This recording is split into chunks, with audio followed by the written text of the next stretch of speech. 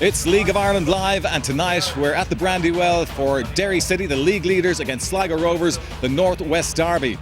And already today we have one game in the Premier Division. It finished Bray Wanderers 1, Dundalk 1 at the Carlisle grounds. The other games this evening: Drogheda United take on Galway United, Shamrock Rovers host Cork City, and tomorrow second place Bohemians are in action against St Patrick's Athletic. And this is the situation in the Premier Division at the moment. Derry City, of course, out front, just ahead of Bohemians. Sligo Rovers second from bottom, but they can move up to 6th place tonight if they can muster a victory here and other results go their way. A very good evening to you and welcome to the Brandywell for this Northwest Derby. Joining me this evening is Tony MacDonald. And Tony, in the past, the recent encounters between these two have been pretty tight affairs. They have, Peter. Over the last couple of seasons there's been 6 games, 4 draws, and that Derry have come out on top twice, so I expect a tight encounter again tonight. I think Derry go into the game obviously top of the league, point clear, undefeated, the only team undefeated this season, so they'll be full of confidence. Sligo, an important win for them over Bray on Tuesday. In a 10-team league, if you don't get that win on the board early, it can become very difficult, and it was important for them to get off the mark. Yeah, and if Sligo's win was impressive, certainly Derry's last win, that 3-0 over St Pat's, was a fantastic performance. They crushed Pats on Tuesday night, and very worthy winners. Even down to 10 men, Pats didn't pose any problems for them. I think for Derry, key man for me is Kieran Martin, Peter. Watch him, Sligo native, big game for him tonight as well. He likes playing against Sligo. Yeah. But the importance of Kieran is that he makes very probing runs from the centre of the park, and you mightn't see a lot of him in the game. Doesn't get on the ball an awful lot, but he keeps making those runs very deep into the Sligo defence, and it's no coincidence he scores goals near the end of games. Yeah. You looked at him and think he scored a late goal against Cork, late goal against Rovers. Very important player for Derry. But also he'll be called into action as far as his defensive duties are concerned, because Sligo can be pretty potent up front. They can be. Grataro, a very important player for Sligo. 3 goals out of their 5 this season. Sligo's problem will be scoring goals. They don't have enough goals on the board, and that's why they've only got the number of points that they have, 5 points. So if you look at them, they're shipping too many goals at the back, and Almeida's a big loss for them. They haven't looked steady any time I've seen them this season, and they need him back as soon as possible. Yeah, let's not underestimate the task that's ahead of them tonight, because Derry are showing good form, and you guys on the M&S panel, you called it quite well at the start of the season. You said it'd be Bulls, Derry and Cork, and that's the way it's beginning to shape up at the top of the Premier Division at the moment. It is. There's a lot of time for us to be proved wrong yet, Peter. There is, yeah. I think I'm looking forward to the game tonight. I think a big game for Sligo. It really will dictate their season. As you say, they can move up maybe to 6th, but they can also say rock bottom and second last place. And if you stay there too long, into the second series of games, it becomes very difficult to get out of that position. Yeah, so you're going to make a call on this one tonight, Tony. What do you think? I think Derry win. I think it'll be second half goals, and I think they could do it by 2 or 3. Okay, well, hopefully Tony is right and we do get some goals here at the Brandywell this evening. It certainly is one of the best League of Ireland grounds in terms of atmosphere, and as you can hear already, the crowd really getting into fine voice as the teams take the pitch. And right now it's time for us to hand you over to our big match commentary team this evening here at the Brandywell. It's Pat Morley, and first to George Hamilton. Thank you, Peter. Good evening. It's a fine evening, a little bit of a breeze blowing, but given some of the rain that's been around during the day, we should be thankful for small mercies. The sky overhead, a few puffy clouds still in evidence. The blue is still there. The floodlights are on, of course, for the match will end in evening darkness. But Sligo Rovers come here to this venue where they haven't won in the league since October 1999. For this evening's match, it's a call for Eddie McCallion to the colours for Derry City for the first time this season, with Stephen Gray suspended after being sent off at St Patrick's Athletic on Tuesday night. There's a reshuffle in the Derry City defence. He comes in, and Clive Delaney returns, a half-time substitute for the injured Peter Hutton, who's missing tonight as well. So he comes back to the heart of the Derry City defence and will captain the side this evening. And this is the Derry City lineup. Sammy Morrow back from injury to lead the attack, with Tommy Stewart, who's got 3 goals in his last 3 games. Yeah, I think it's a strong formation. I think what Derry will be looking for tonight is Kieran Martin is rejuvenated this year, and he makes the breaks from the midfield into support the front too. So I'm sure Sligo will look to counteract that as well, but I think we need to look at number 8 tonight, Kieran Martin. Sligo Rovers, they come here, although they have injury problems, it's an unchanged team. Paul Cook made the changes for the game against Bray. They beat Bray for their first win of the season, and so that's the way they stay. Yeah, and again you see a couple of good players there, Owen Morrison, Doherty and Grataro. I mean, Owen Morrison will float and do an awful lot of good work like he did in in Galway a couple of weeks ago, and I think they look for Conor Graney and Richie Ryan to hold the midfield and leave the 4 lads up front do the magic. Bocco and Grataro together there. Bocco, the Benin international, and Grataro, who scored 3 goals in his last 2 games, lad from Tubbercurry, wearing number 10. Tonight's referee is Damien Hancock, 44 years of age, been on the the league panel since 1995. So we're all set then, and Derry City will defend the city end at the Brandywell. Sligo Rovers in their away strip of all black, and Derry in those candy stripes, red and white.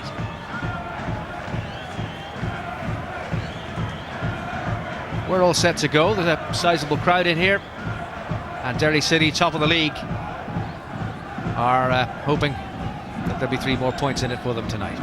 Away we go then, Sligo Rovers kicking off. Straight away it's back to Sean Holmes, one of 4 former Derry City players in the Sligo lineup. Holmes at left back, O'Grady and Morrison in the midfield are also there, and Brian Cash on the bench.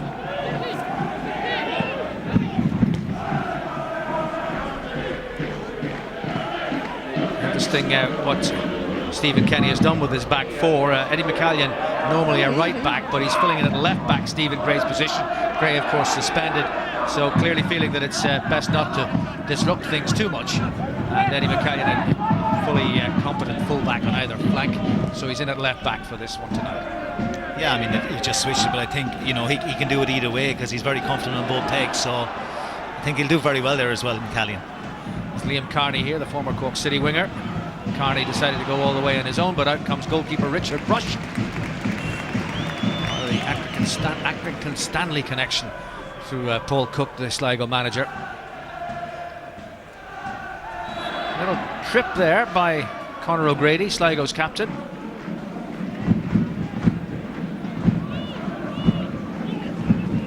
And it's McCallion with the free kick. Swept wide to Ger O'Brien, but in came Holmes.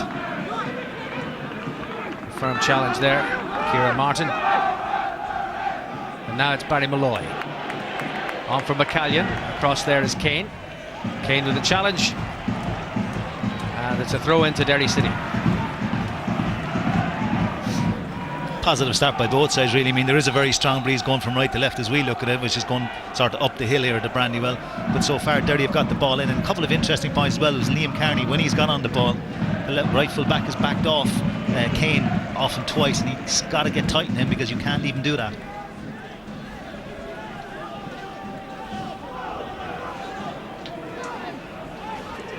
Sligo manager Paul Cook.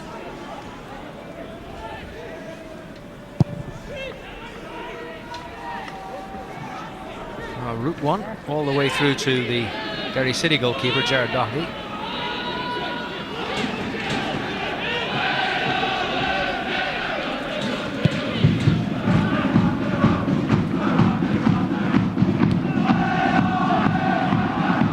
Clever play, Gareth McGlynn on by Carney, seeking Tommy Stewart, the in-form goal scorer for Derry City.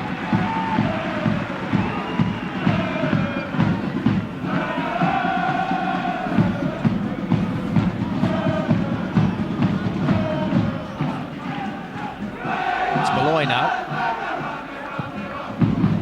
just a little bit too firmly struck for McGlynn.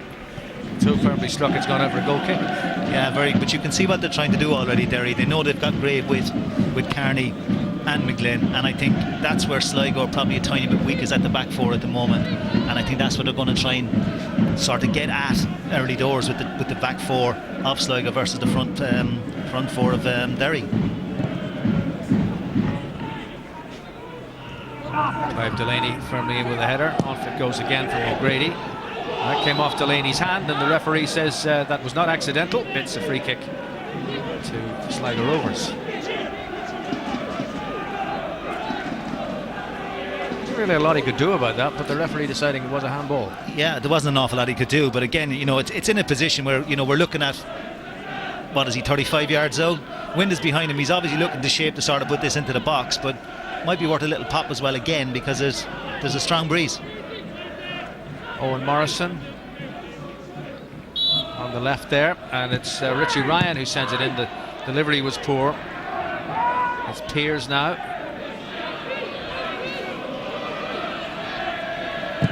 And Boko wins the first corner of the game.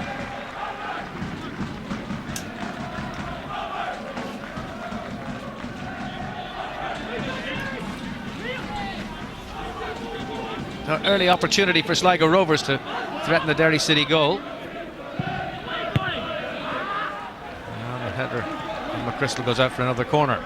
Yeah, it's interesting, George, as well. They're leaving sort of 3 at the back and 1 holding is in front of Sammy Morrow, so they're really not sort of pushing up early doors to try and get an early goal or anything like that. So they're sort of being a bit conservative at the moment.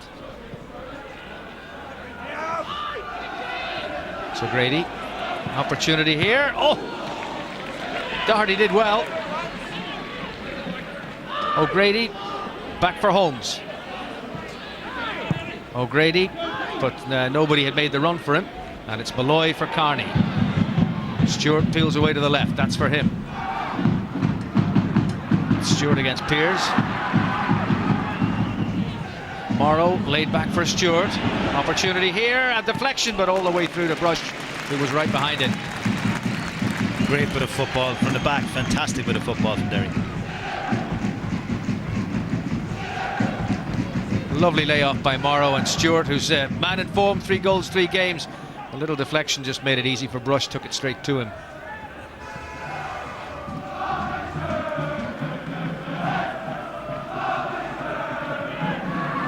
Too long, that'll go through the Brush. Good chance for Sligo there. At the other end, Richie Ryan with the opportunity and fired in the shot that Doherty could only punch away. Yeah, I mean, they brought nobody up from the back, so obviously they don't have the height to sort of trouble Derry at the back, but they played 2 little short corners and Richie Ryan got a little bit of space, and it was a nice little corner that Doherty found a bit too hot to handle. So McCallion.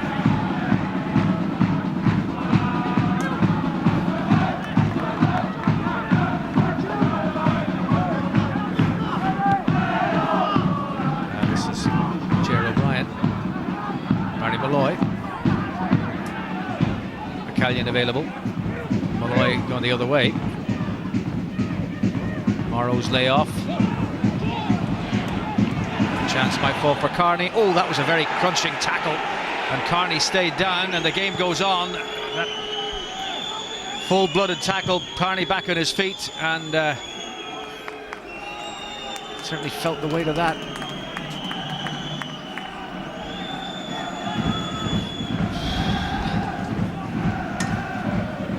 Stephen Kenny not happy with the way that Gavin Pears went in there, but Carney thankfully is okay, and the ball might come to him, but it's just nipped away from him by Alan Kane. And it's now Owen Morrison, who's for him as the former Derry City player. Back for Kane, and now Ryan.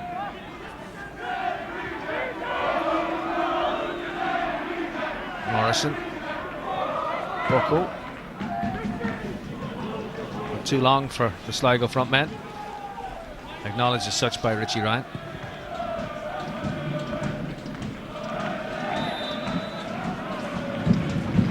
Foul given Sligo's way. Yeah, I think the one concern so far for Sligo would be, I think when Derry have the ball, they're sort of backing off them a bit, and they're defending very, very deep at the moment, and they need to get out and get at the midfield of Derry, because if they give him a bit more control than what they're giving him, then they're going to start to dictate the pace of the game, and then that's going to cause all sorts of problems. O'Brien, forward by Holmes, won by Delaney, out for a throw. Sligo Rovers.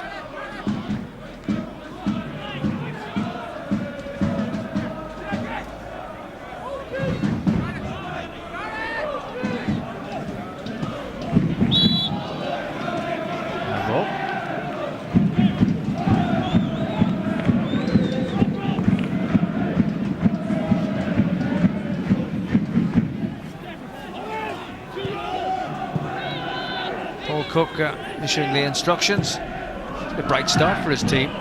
There's that one opportunity for Tommy Stewart with a shot at his defensive end. That's shepherded out by Danny Ventry.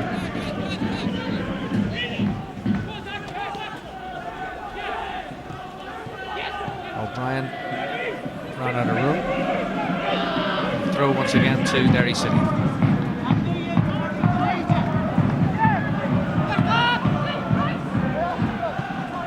Stewart rolled on for Carney.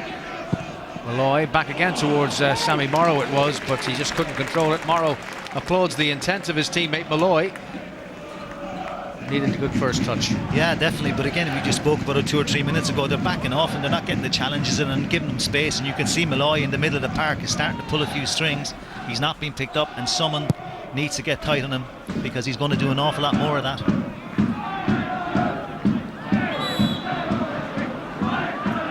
Another free kick to Sligo Rovers. It's given against Sammy Morrow. Back in the team after injury.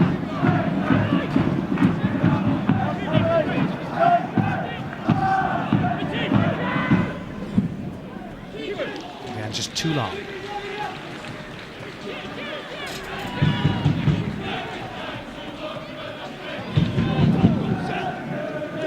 O'Brien.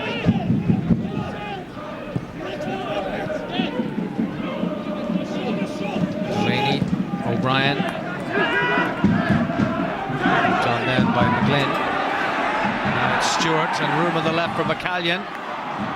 Poor ball by Stewart, though. It put the pressure on Eddie McCallion. He's done well to keep it in play, and then he's fouled.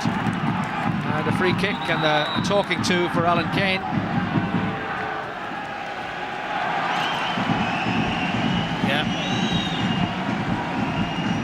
Fabian Hancock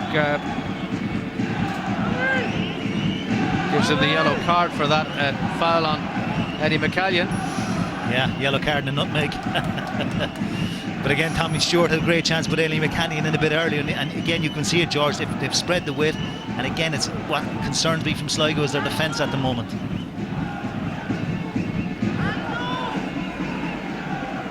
So Derry City's first set piece for creating a threat in front of the Sligo goal. Liam Carney standing over the ball. Delivery's good, but there was pushing by Delaney. A pretty obvious push by the big centre half. It's a free kick to Sligo Rovers. Yeah, and he took on probably one of the smallest men in the park as well. Again, a silly free kick. I mean, the ball has gone in the box. You don't want to give away. I mean, okay, if it's gone behind you, don't give away a silly free kick because you're giving them an easy out. And just, concentrate on, okay, I've been taken out of the game, but hopefully someone else might come in behind me, and they didn't. So it's just a silly free kick.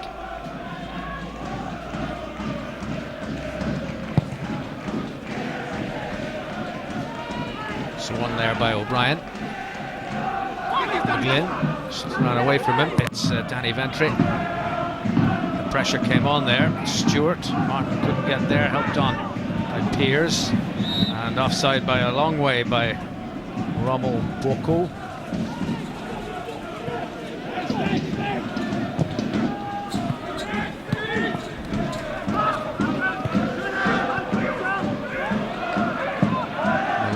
Seeking McCallion, but he hit that too firmly too.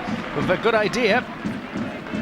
Yeah, it's on all the time. He's not been picked up at all, Malloy, and someone has got to get close to him because McCallion is breaking and no one's picking him up either. And I think that's because Alan Kane is fearful of Liam Carney being so far up the pitch, and it's something that I think Stephen Kenny has probably worked on during the week because they have picked it out 2 or 3 times now. Hasn't come off, but the warning signs are there for Sligo. Boko. Handball against Carney. This man played in the African Cup of Nations for Benin.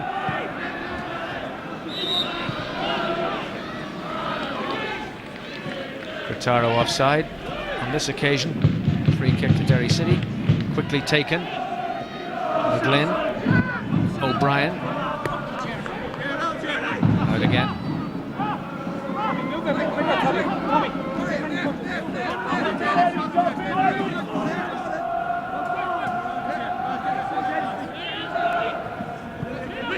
This is Richie Ryan. Made some space for himself. It's Piers. And on then to Kane. Over the head of McCallion for the on-running Boko. Oh, he got a corner out of it. Well done. He's done very well there because that was just a hit and hope ball. I mean, it's down the sideline, but he's chased a sort of nothing ball. And he's got a nice little corner kick out of that from Clive Delaney, and that was a nothing ball for him to make something out of it. So up from the back goes Piers. And there's the corner. And it's still there for Sligo. Just chance for Boko. Saved by Doherty's feet. In from Holmes and cleared away.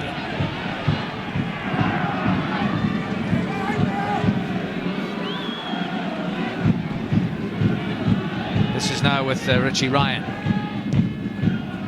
Up in the air from McChrystal. In goes Ventre. But now it's Carney seeking the run of Stewart. Turned out a very, very good ball. Tommy Stewart against Pearce. Stewart a little isolated out there. Cleared away by Kane. McCallion goes to retrieve. It'll be a throw into Derry. Carney.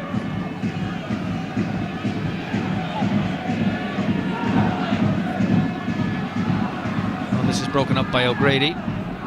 Boko. Owen Morrison.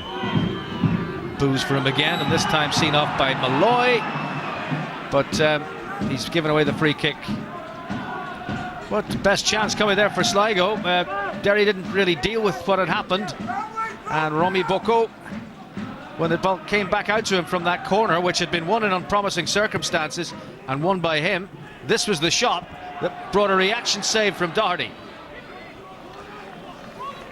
Yeah, and I think when you look at it again, George, I mean, Doherty had a chance initially to come and try and get that ball or punch it when the ball was in the air in his 6-yard area, which he should have done for the corner. It brought back to Bocco, and secondly, he's made a great save with his feet. I mean, it's a reactionary save. It's coming through a crowd of players. Bocco's done all he can. He's hit it with pace, and Doherty's made a good save, so he made up for a sort of a poor decision firstly. Yeah, he has a bit of history on his side too. Accrington Stanley, the famous old club that went out of the Football League back in the 60s and came back recently. Bocco scored their first 2 goals back in the English League.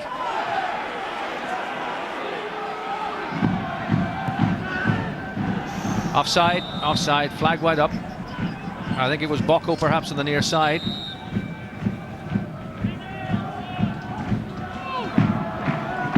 Paul Cook very animated. Wasn't going to stay quiet for long really, George, was he? Not in his nature. It's Tommy Stewart.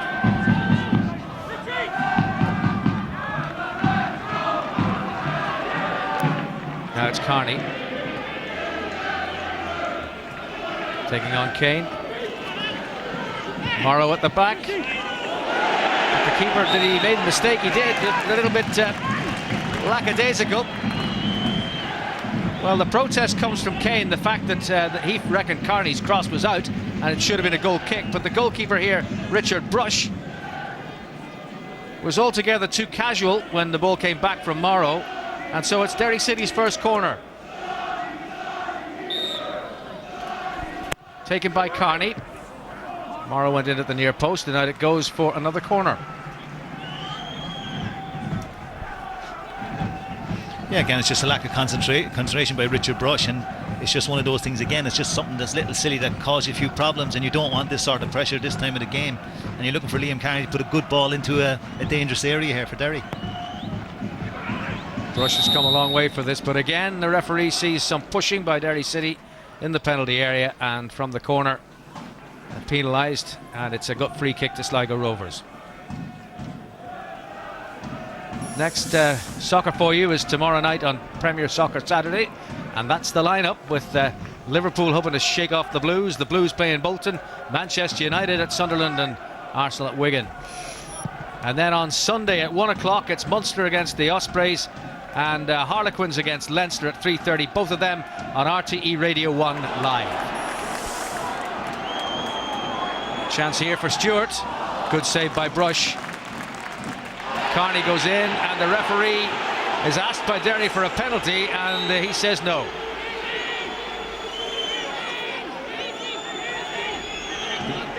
I'd like to have a look at this again. I mean, he's having a serious look, and he's after giving a throw in as well, so if Liam Carney has kicked that ball away, it should be a throw out. I mean, here it is again. I mean, there's the chance of short. I mean, Brush has done really well saving this. Here's the Liam Carney incident. Goal kick's all that comes out of it.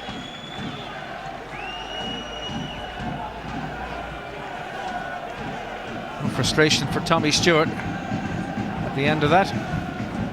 Well, he skinned Gavin Pearce, that's what he's done. And he's gone inside, and Richard Brush has done well. He's spread himself, he's made himself big, and he saved it. I mean, here's the chance again. Brush has done well, he saved it. Ball has come back out.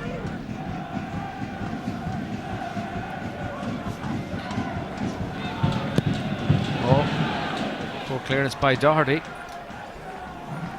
This game is not giving us the opportunity to look at this penalty incident again. It's a fair old pace to the game, it has to be said. Yeah.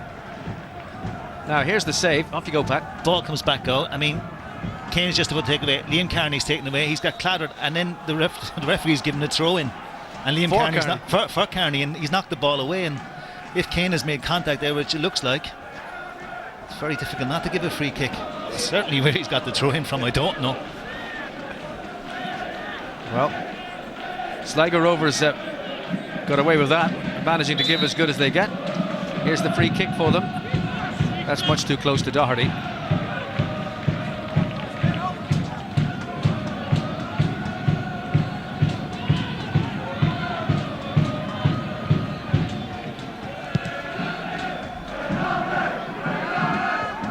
Helped on by Morrow, Carney, and it's Holmes. That'll go out for a Derry throw.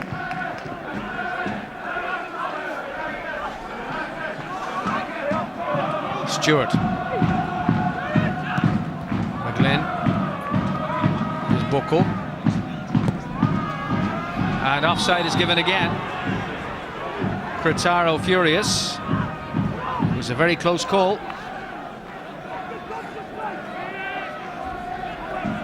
It is close, but I think if he just delays his run, if he just even took one step back to go forward, he will be onside an awful lot more than he is offside. And twice he's been caught and they've been very close.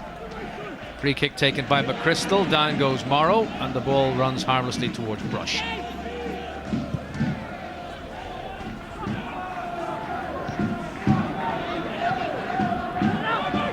Delaney, it was tidied up by Malloy. Stewart directing the header to McGlynn. McGlynn away from Holmes. There'll be more options for him to the left. He went for the more crowded right side. Boko now for Sligo. Cretaro.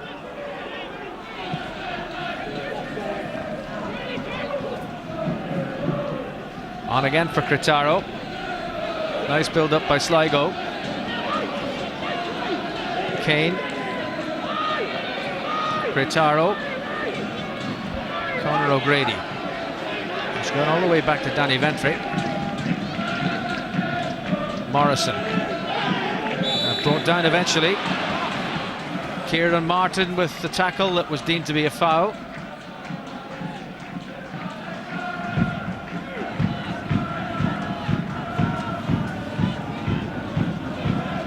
Top plays 9th in the 10-team league. Sligo Rovers have been giving a good account of themselves so far. Yeah, definitely, and I mean they've had one or two little chances as well, but most of them come from set pieces. And again, you know, they just need to get themselves a bit more into the game as it's going on, because when Derry do get on the ball and start cutting them open, they're quite exposed at the back at the moment. Ventry. Derry rather easily win that back. Carney. Pushed over, free kick.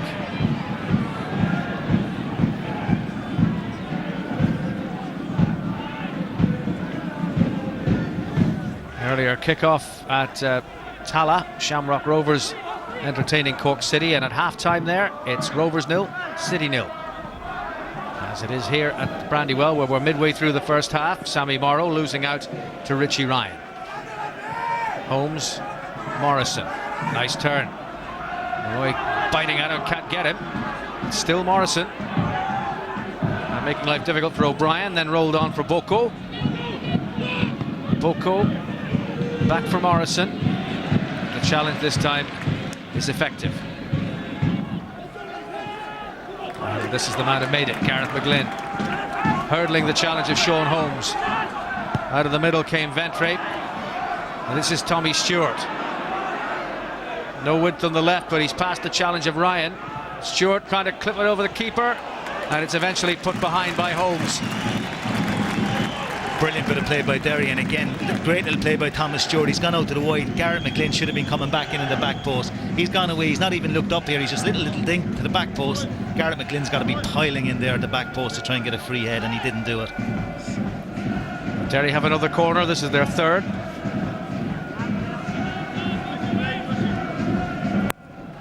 Swung in by Carney. Delaney goes up off the top of the bar.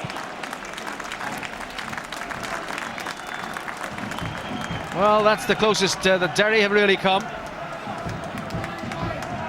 It is. It's a great ball by Liam Kearney. It's deep, and Clive Delaney's a big lad at the best of times, and he's got up. He hasn't fouled. It shows what happens when you don't foul inside there. You get yourself a half a chance. He's hit the crossbars, probably where it's tilted down, George, with the slope on the pitch. But again, it's a chance, and Woodwork has saved Sligo. Ventry. And McCallion will let that run. You make the point about the slope of the pitch. Back in the 60s, when Derry City were playing in the Irish League, they beat Lynn of Oslo, and then they were drawn against Anderlecht in European competition, and they wouldn't play the game at the Brandywell because of the slope, which then was 9 feet from corner to corner.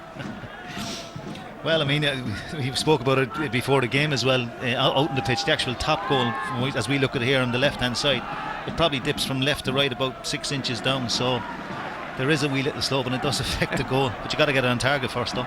That's the point. Stewart, an intervention there that is saved by Brush from reaching the goal line and running for a corner.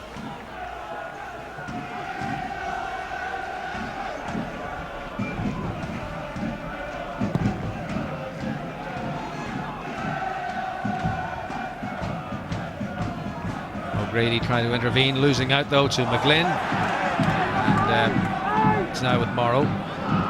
McGlynn's still on the ground. I think that's just taking a breather. He's up again. Morrison. Offside against Critaro. There it is again, George. You know, this is the third time. It's just one little step back to go forward, and you know he has the pace. He's on the right side of the defender, and he's clearing and going. It's just one step. Just know where your defender is, and he would have beaten the offside trap 3 times. McGlynn. Carney. And down he goes. That's surely a penalty. Challenged by Danny Ventry, tackled from behind, and the Derry City players protest, and the referee waves them away. Sammy Morrow caught from behind. Ball's knocked in. He's lunged. He looks as if he's touched the ball there, and he's come through with the other leg. So if he's got a little touch on this, Sammy Morrow's a great little touchdown. He's got good control, and here's the come through again. He's after getting the ball, but it's coming from behind. So he's come down after the ball has gone away. So it looks like a good decision from there. It's coming in from behind. There it is. Ooh, looking at it again. That looks a penalty to me now. Looking at it from that angle, I think there'd be another referee would have given that. Stephen Kenny certainly thinks so, but no penalty for Derry City. Damien Hancock adamant. I think the referee's right that he did get the ball, but the question is what happened after that. And if he did bring him down, it's still a penalty, isn't it? Because it was a movement that was in 2 parts. Yeah, and the ball hasn't gone away, but it was just a little touch on the ball that he probably just got, and his second foot has come through, and it's inside the box. But if he hasn't given that one, the one that I would have been more concerned about was the Liam Kearney one, because that looked like even more of a cast iron penalty to me. Well, 2 reprieves for Sligo Rovers, who are still very much in the game at 0-0.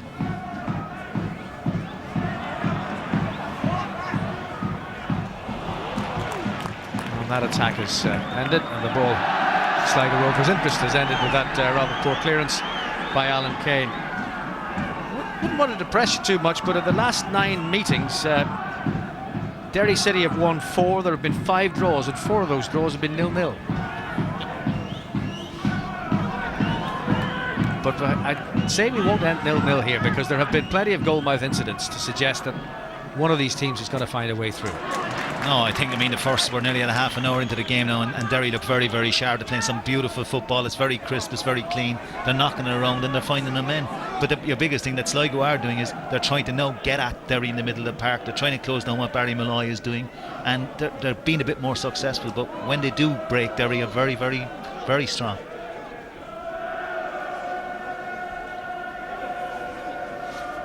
Sean Holmes to take the throw.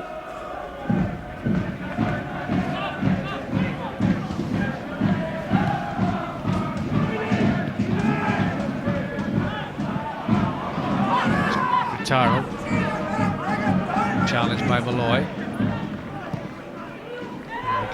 Brian decides it's best to go back to Doherty. One there by the captain, Conor O'Grady.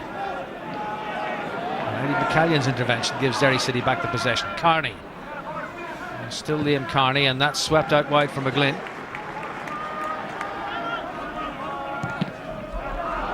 McGlynn against Holmes. And a free kick against the former Derry City full-back.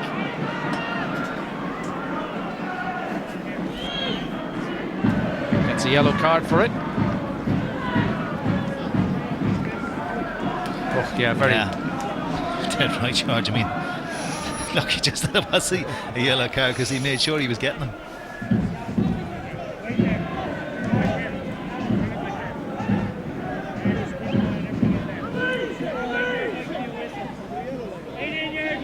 So free kick won by McGlynn will be taken by McGlynn, and again Clive Delaney's up there offering himself as the target, tallest man in the penalty area. Here it is from McGlynn. It's not Delaney getting it, but it might come back to Delaney. In the end, it's just trying to help it into the danger zone, and it wouldn't go, and it's through the brush. Yeah, they're trying to do the right thing with the free kicks and the corner kicks. They're trying to isolate both Delaney and Martin at the back post. That time Holmes had picked them up and stood in the right position in sort of a little zonal area. But it's something that Derry obviously have worked on in training during the week, and it has worked already. One off the post.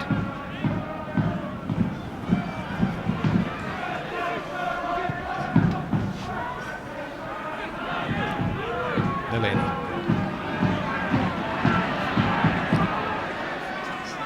It's Eddie McCallion. Stewart. McGlynn going in there, but tidied up in the end by Ventre. And Bocco facing Delaney. And Bocco across where Crystal cuts it out.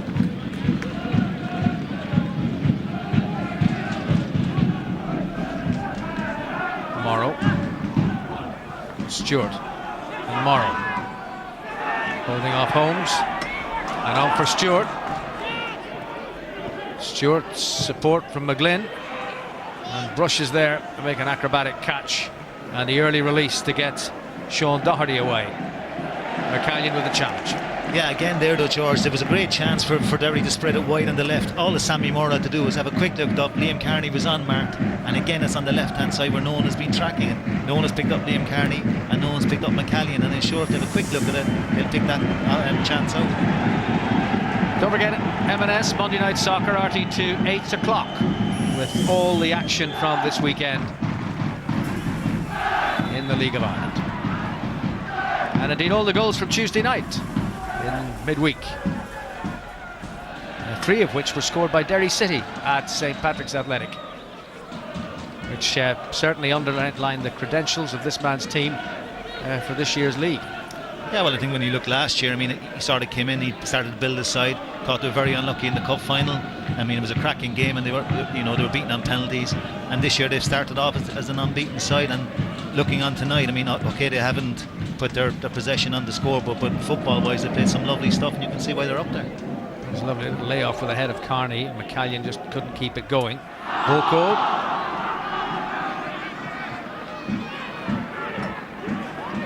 Kane.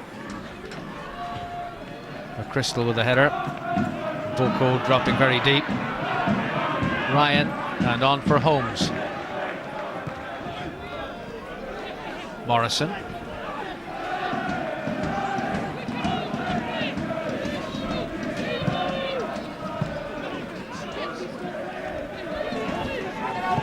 Morrison. And that's O'Grady on to Bocco. Back for O'Grady. Good effort, good movement from Sligo, but the captain's effort straight at the goalkeeper. Yeah, great little bit of football, lovely ball in by Morrison, a little flick 1-2 by O'Grady and Bocco. He's played it back. You know, again, you'd be a bit concerned from Stephen Kenny's point of view that no one has slowed down either of the 3 players that were involved, and you know, that's a small bit of being a bit lackadaisical, really.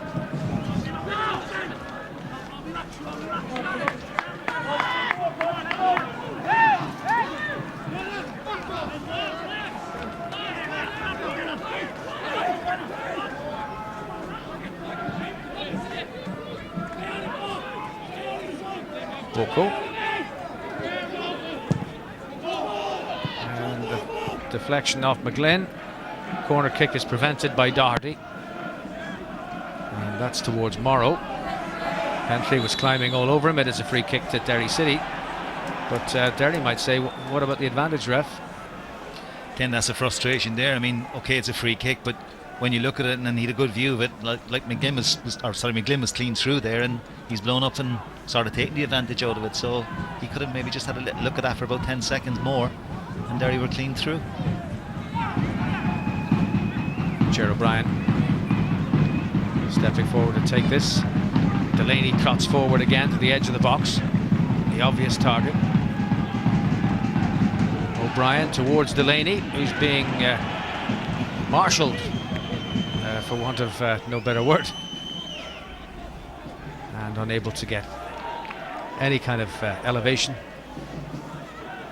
Yeah, it's good defending by Gavin Pearce, because obviously Clive Delaney is a lot bigger and he's just standing his ground, but someone like Clive Delaney needs to give himself a tiny bit more width and come in on the ball rather than just standing there. I know he's a big lad, but you know, if he's going to run at that even a bit more, it gives him more to aim at as well, and it gives Ger O'Brien an awful lot more to aim at.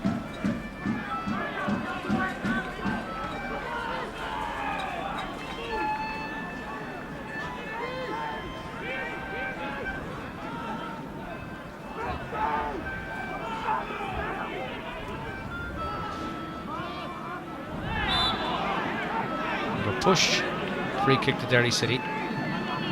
Quickly on with it. Delaney, too high for Stewart, came off the head of Ventry. Holmes, a little rebound there. But unfortunate for Derry that McGlynn lost his footing. Ryan. Derry put the pressure on, Ventry got it away. Kane.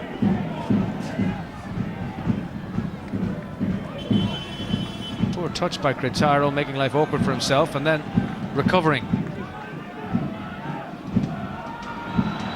Free kicks given against Derry City. McCallion protests, and Tommy McCallion gets a yellow card, and it's Derry City's first card. Eddie McCallion for the challenge too firm. Again, it looked harsh to me. I mean, we see it here again. I mean, he's gone down the wing. Here's the tackle, and he's won the ball there, and his frustration is going after the referee, and he's probably got booked for protesting. Don't think it's a free kick and don't think it's a yellow card.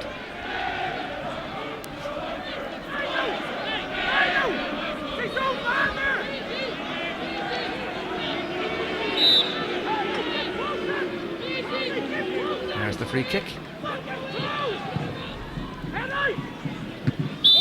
Pushing at the back by Pearce. He got up high,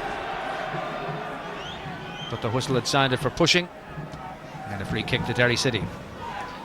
Again, it's a little ball in the box, but I think what Gavin Pearce has done is what Clive Delaney needs to do below. He's come away from Clive Delaney, and if Clive Delaney gets to run on Pearce on the other end of the pitch, you'll see a different matter, because he's going to add another foot or two to his height, and that's what Delaney just needs to have a little look what Gavin Pearce there and replicate it on the other end. And now it's Delaney towards Stewart. Little knockdown, doesn't quite reach Morrow.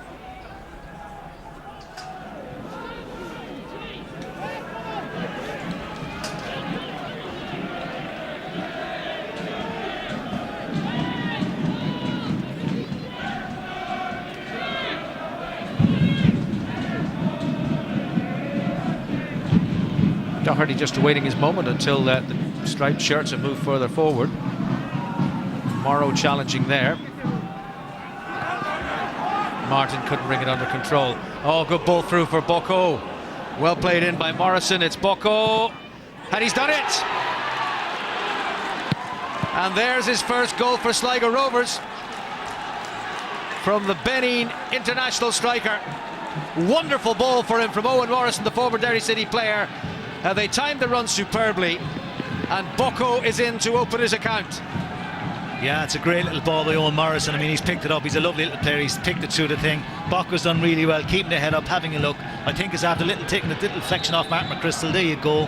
And it's just gone over the keeper's, hit the back of Mark McChrystal's heel, and it's taken a bobble over Doherty. But again, it's a great finish. He's having a little look up here as he goes through, hit the target, takes a little bobble off Mark McChrystal, and it goes out of Doherty's hands into the net. Here's a little nick again from McChrystal. Look, there's the bobble over the thing, probably against the run of play, but you got to take your chances, and they've had enough.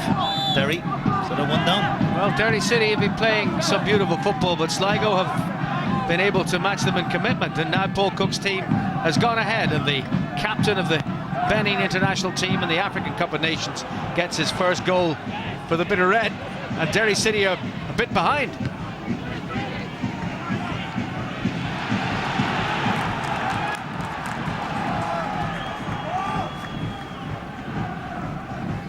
He's looked sharp, hasn't he? Yeah, he's worked very, very hard, and you know, himself and both, you know, Kitaro have worked very, very hard. Oh, here's a chance. Oh, what an equaliser! What a fabulous equaliser within a minute from Gareth McGlynn. Forget that about the bit of trouble. Derry are right back in there. Yeah, it's a great bit of ball as well from Sammy Morrow. He's picked it out. We talked about Gareth McGlynn about 5 or 6 minutes ago, coming in the back post and being picked up. Lovely little turn here, Sammy Morrow. Looks, not even looking up, pick out the back post. McGlynn, first time, great finish. That's what you wanted to do 5 minutes ago, and he's done it now. And this is a fabulous finish, fabulous technique. Richard Bruce, no chance. Gareth McGlynn's second goal in this campaign, and his second goal in 2 games. For his other one was against St Patrick's Athletic on Tuesday night. And if he does that more, George, he'll get a hell of a lot more goals, because he's not being picked up. And if Carney does it on the other side, they will get an awful lot of goals, because they're not being picked up in the back post either time. But what was great about it was the ball from Sammy Morrow not even looking up, technique from Gareth McGlynn at the back post, and when he hit it, it was just, you know, it was just so powerful that Richard Brush had no chance. 2 goals within the space of a minute. And we did suggest it was unlikely to be a 5th scoreless draw in 10 meetings. You put the hex on them, George. I don't think anybody will complain on this occasion.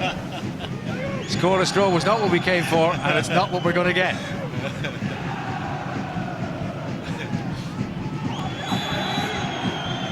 A free kick to Derry City. Malloy and Delaney.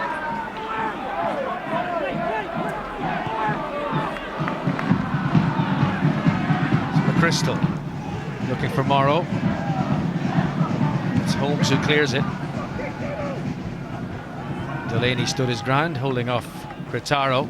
And it's Kane, but it's come down for Carney, and Brush is able to deal with that.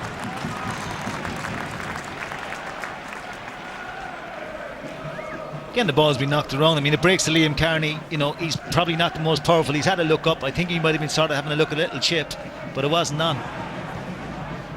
And that's a shot from Gritaro that was never on the target.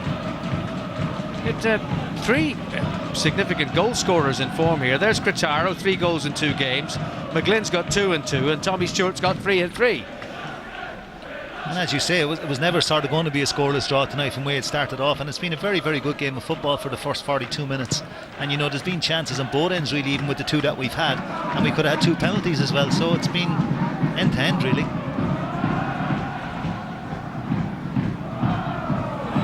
McCallion with the challenge. McCallion wins the free kick this time.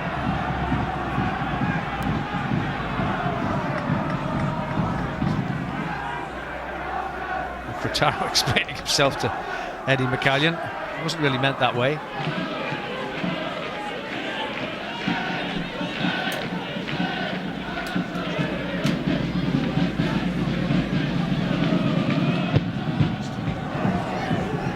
Here's Tommy Stewart opening for a shot. Oh, you'd have to feel it must have maybe just bubbled up as he went to kick it, because it really was set up for him to hit it on target, and it went way wide. It did, George, but again, the concern is everybody from Sligo's run away. No one has gone to challenge Tommy Stewart, and that's a serious, serious concern. When you're not going to tackle 18 yards out, you've got to be worried about that.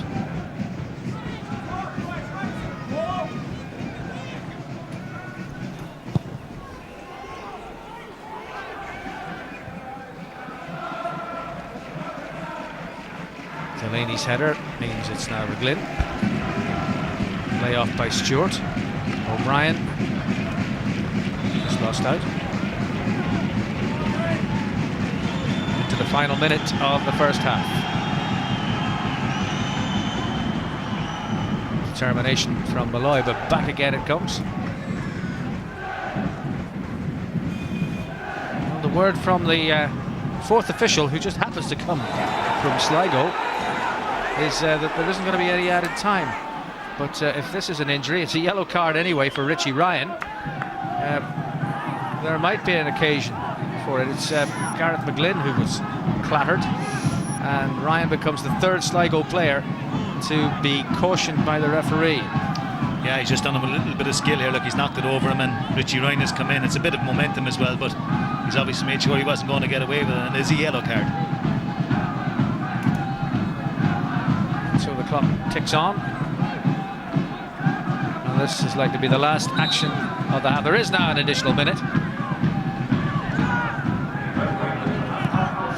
O'Brien. And it's almost found its way through to Carney. But that's gone out for a corner. Derry City with their fourth corner of the first half. Liam Carney to swing it in. Oh, a lot of air on that, but Delaney, oh, he had a free header too, and he just couldn't make the contact that he wished. He got away from his marker. He's done well. He's given Pearce a little nudge, and he's got a bit of space, and for the first time he hasn't got his head to it, and he's got a bit of pace, and shame really.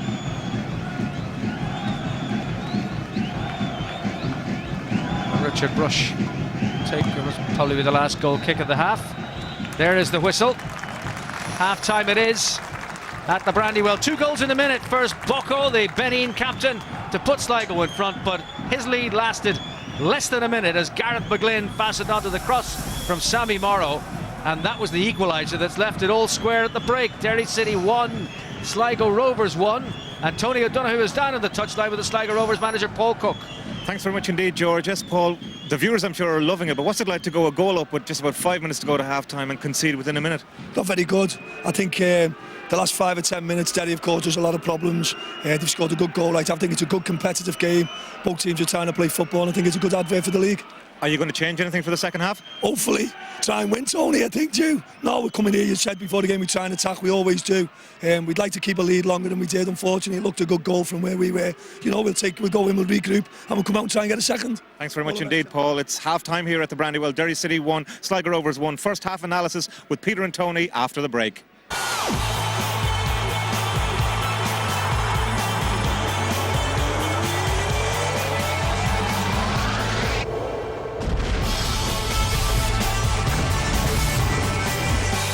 Half just about to get underway. Let's rejoin our commentary team. Thank you, Peter. Yep, we're all set for the second half. Referee and his 2 assistants out going through their formalities. That's the first of our 2 scorers tonight. Romy Bocco, Benin international captain, and the fella who scored the 2 goals for Accrington Stanley when they came back into the Football League after so many years away. A big Accrington Stanley connection, of course, because of where Paul Cook was before he came to Sligo Rovers. Tony O'Donoghue has got Stephen Kenny, the Derry City manager. Stephen, the plan for the second half? I think our passing just has to be a bit more incisive. A few times there were obvious passes on in the first half, and we just didn't take them to cut open the Sligo defence, because I think they've played well, but both teams look vulnerable at the back, on the counter attack, to be honest. But if we can just be a bit more incisive and just a bit more quality, we can maybe open them up. Thank you. Now, thanks to Damien Hancock for holding the start of the second half, but he did. And interesting comment from Stephen Kenny. Both sides looking vulnerable. Yeah, but I think he picked it up correct, George. I mean, we were saying it in the first half that if they looked up wide in the left, they had a lot of chance, and I think that's what he was looking for, the pass to cut him open, and it was there. Sligo defend the City end in the second half. And here's Richard Brush, goalkeeper who had spells with Coventry City and Shrewsbury before he joined Sligo Rovers. Now made the goalkeeping position at the showgrounds his own. Foot was high there from Kieran Martin.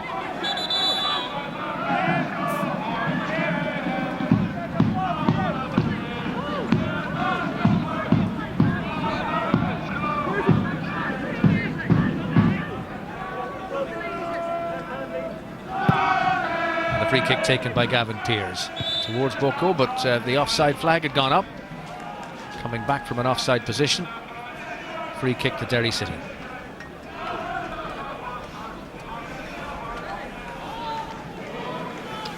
I think the one interesting thing so far, even just looking at the setup in the second half, Owen Morrison has now moved over to the right hand side, where I think they were a small bit concerned, Sligo, with McCallion and Carney raiding up this left hand side. So maybe they see Owen Morrison and doing a bit more tracking than they have in the first half. Oh, that's a chance here for Derry City. Brave goalkeeping by Brush though, but they still haven't cleared it. And 6s and 7s the Sligo defence there. That was a quite remarkable little passage of play, but Derry City unable to turn it to good account. Great save to begin with by Brush, but Sligo struggled to clear it. Yeah, it's a great little save, and it's a little nick on. It's just come off the head of him, and it's just gone inside, and it's a great save because he spread himself again there. I mean, but it's a little flick on from Conor O'Grady, who just didn't see it, and there's Brush making himself big, and again McGlynn getting in at the back post. He could have been a small bit braver there and got a little nick over Brush. Morrow. Trip by Cretaro.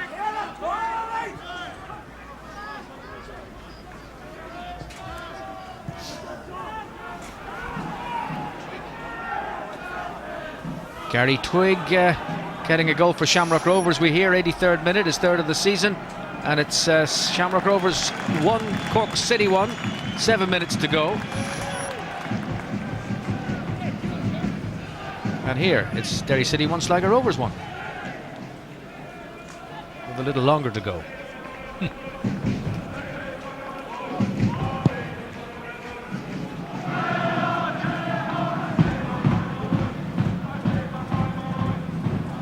Morrow couldn't bring it under control. Boko. Offside, flag's gone up against Cretaro. Not the first time he's been offside. No, again, we spoke about in the first half. It's a very simple thing that he's doing. He's trying to just go on the ball, whereas if he just took one little step back, we spoke about the first half, to go forward, he's going to put himself onside, and he's not doing it. And he needs to just understand where he is on the playing pitch versus the men. And when he's looking at a full back, he just needs to stay in line with him. Malloy with a shot.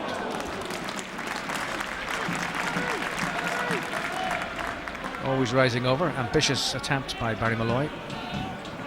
Yeah, and the nature of the ground here as well, once you do get it up and running, it's going to go high as well. You know, it's not going to dip down going up there, whereas when you're playing from left to right, it will dip down. So it's worth a try because the wind is with him.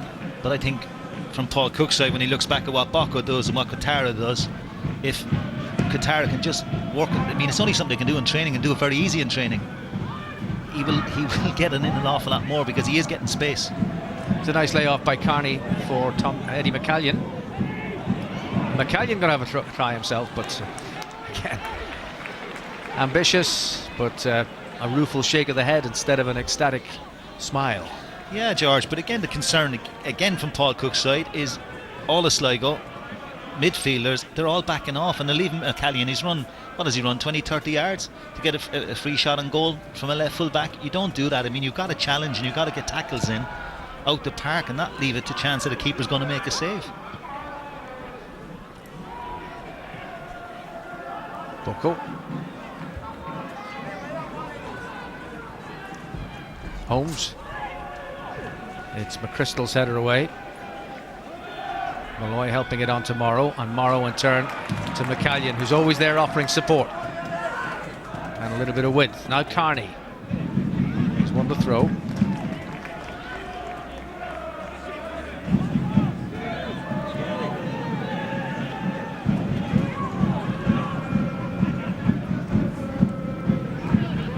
Towards Morrow, couldn't quite connect it. Along by Doherty. Now Cretaro.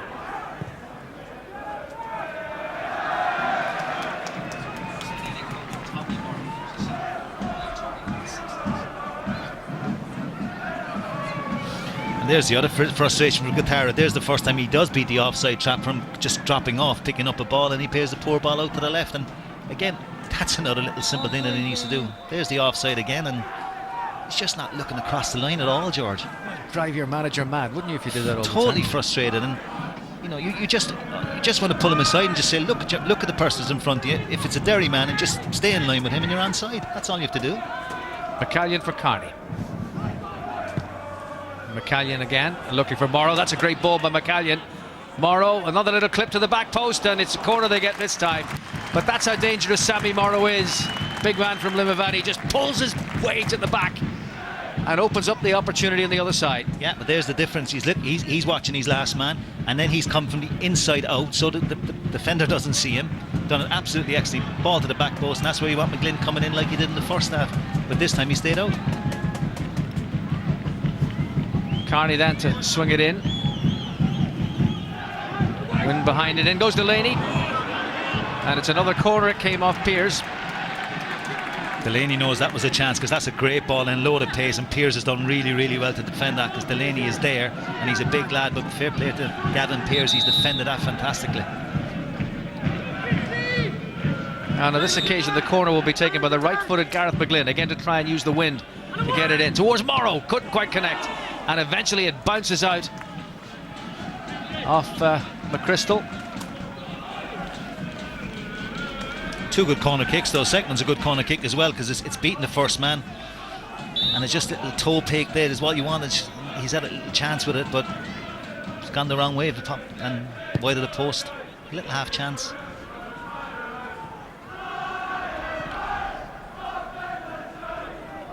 Morrow done a lot of good things for Derry. That was nearly a great ball through. Far too much respect for them though, George. I mean, he's got the ball down, he's been allowed turn, he's been allowed pick the pass. No challenge. That's Delaney.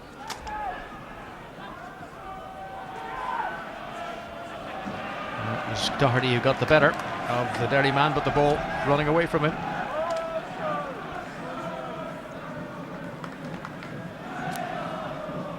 Morrow, clever little back heel. Look how they opened up the space here. And on to Carney, and McCallion round the outside. A great intelligent run by the full-back. Eddie McCallion into the box and headed away by O'Grady for another corner for Derry, who are beginning to turn the screw. Yeah, great bit of football. Switched the play quickly. Conor Grady is screaming at people because he knows that they've switched it so quickly.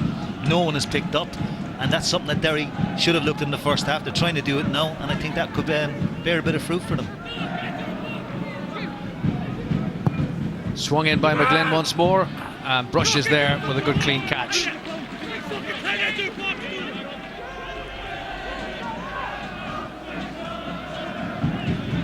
Nothing coming of it, but just in this opening 10 minutes of the second half, Derry have upped the tempo, playing with great intelligence and getting width into their play and causing problems for Sligo.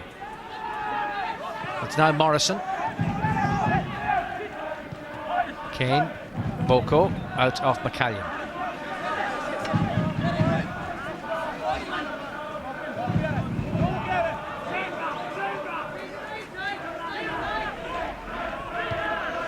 Crystal's header. It's Sean Doherty. Helped onto Holmes. Holmes with a cross. Ooh, came skidding off the head of the defender, but took the Sligo man, Richie Ryan, on the way as well, so it ends up as a goal kick. Yeah, it's a great little ball to the back post. I think Barry Malloy's just got a little touch on this, and he's dead, and he's just put onto Conor O'Grady's head, because if he didn't get that little nick, Conor O'Grady had a free little head on the back post. So great touch by Barry Malloy. So good tracking there, George, from the midfielder, getting back, covering his man, because Conor O'Grady is very good at getting in late into the box as well. Keane. Run by Cretaro. He's onside this time. He's claiming that he was pushed, and the defender McChrystal has said you went down very easily there. There's the question you have to ask, George. He was able to give McChrystal a yard and he got inside him from a kick out. He's done him for pace. He's caught inside. He's gone down. That's the sniper treatment there, George, I think, and he's just gone down, and that's the end of it. But from an offside, he's gone on. Didn't need to.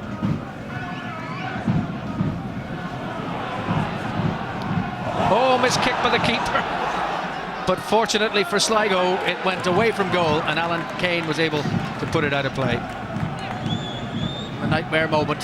Yeah. Every goalkeeper knows this. Yeah, that's the keeper's away shout. There you go. Nightmare for him. But he's got away with it. And it's another throw for Derry City. Kane seeing to it.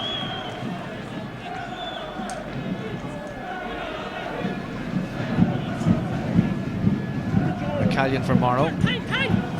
Oh dear. It's still in play after that air shot. McCallion's cross, but that is out of play.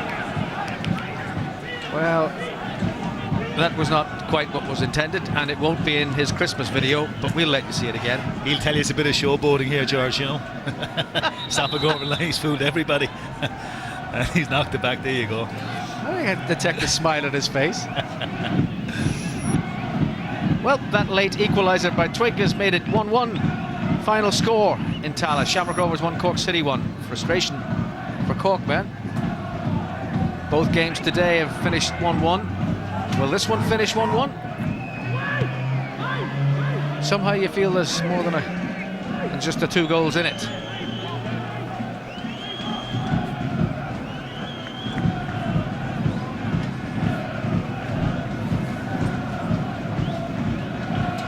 I can offer you a remarkable statistic that the 30 matches played so far in the League of Ireland before today, 2 goals per game was the average. And the 2 games today and this one are sticking to script. Holmes. Now I do feel we're likely to see that average affected a little by the final score here. Can't believe that we've got another 33 minutes of football to be played and that these 2 teams won't get another goal or 2 between them. No, I think you should be correct there, George. I think, you know, the way they've played football so far and the chances that have been created, there's bound to be another couple here, and you know, all you want is someone to be more calm in front of goal when they get the opportunity. I think you are correct. I always wonder where you get those stats from, though. Carney. Oh dear. It's Kane. And Morrison now. And he's fallen over as well, but this time the free kick is awarded. See, Eddie McCallion, I mean, he's unlucky there, I mean, but he just needs to be a small bit calm now. He's on a yellow card, he's frustrated. I mean, he's lunged in here. Kane has done very, very well, and he's actually just caught his trailing leg and it's come down. And it's a small bit of an accident, but it's a free kick. He's then at the pop of the linesman. Just needs to walk away because we've been on the yellow card and you just don't want to get a silly way. Just look at the height of the Sligo players in the box compared to the Derry City ones. It's a high ball you don't think is going to be much use to them, but it might be. Boko had a free header. It wasn't Boko, it was Cretaro. This is the fella who's scored 3 goals in his last 2 games, one of the smaller men on the pitch, and this happens. It's a great ball in, lost his man. Big Clive Delaney has lost him, is it? No, Crystal has lost him. He's left him go, he's got to the back post. I mean, that's a terrible miss. I mean, he's on the back post, what is he, 3 yards out? And that's terrible. I mean, that's a great chance. You just put your head on that, just put it on and it's a goal. No wonder he's frustrated.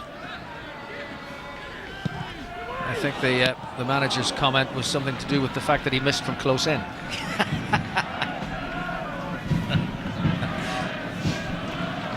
Throw into Derry.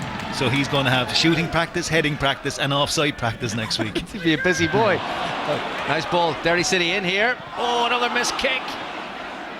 And they just couldn't get it back to Malloy. Boko. Cretaro.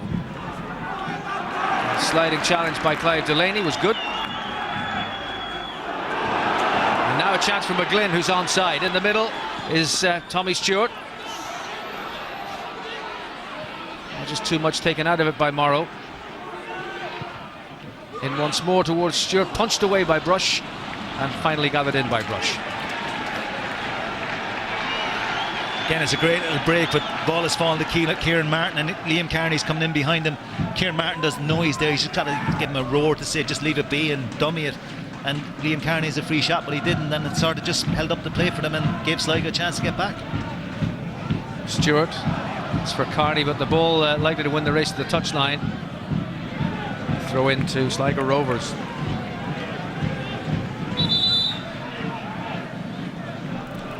Stephen Kenny can't be all that impressed at the fact that they gave Cretaro a free header just moments ago there. Wasn't the best at defending from his team, but he did say both teams are vulnerable at the back. Yeah, he picked it out at half time and he was right, but again, when you have someone like Crystal marking Cretaro and there's probably 6 inches in the difference in height, you know, it's strange, bad marking. Well, this is danger here too. It's Bocco, Cretaro to the side, Bocco taking on Delaney, and Bocco still managed to get it into the middle, but without the power needed for it to reach Cretaro. That's McGlynn. Carney on for O'Brien. It's McGlynn. Carney.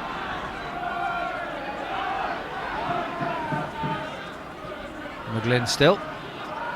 Morrow trying to dig it out. Morrow's shot just got underneath it.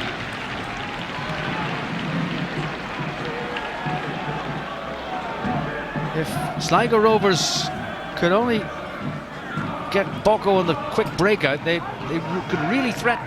Yeah, I mean, Clive Delaney, you're looking at him here, you're just wondering, is he going down too early with the thing? I mean, Bocco's gone past him. Look, Clive Delaney looks like he's lost and he's thrown his foot in there. You know, it's just run out of pitch for Bocco to not get the ball back. But again, you look back, is Peter Hutton missed at the back, because he's normally very solid there and holding a strong line. But at the moment, both Cretaro and Bocco have lots of pace and they're troubling Derry at the back.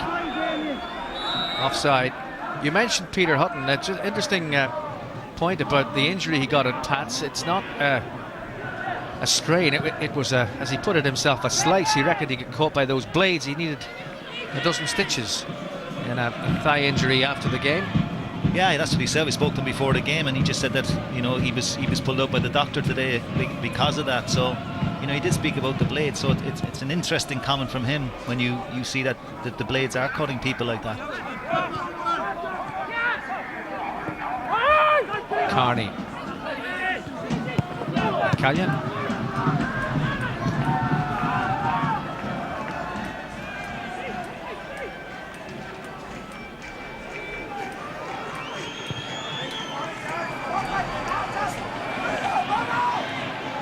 Next sport for you to enjoy on RT Television is tomorrow night, the Premier Soccer Saturday, with all the top 4 in action, 8 o'clock on RT2. And it's rugby on the radio on Sunday, live on RT Radio 1. Munster against the Ospreys in the Heineken Cup quarter-final at 1 o'clock, and Harlequins against Leinster at 3:30.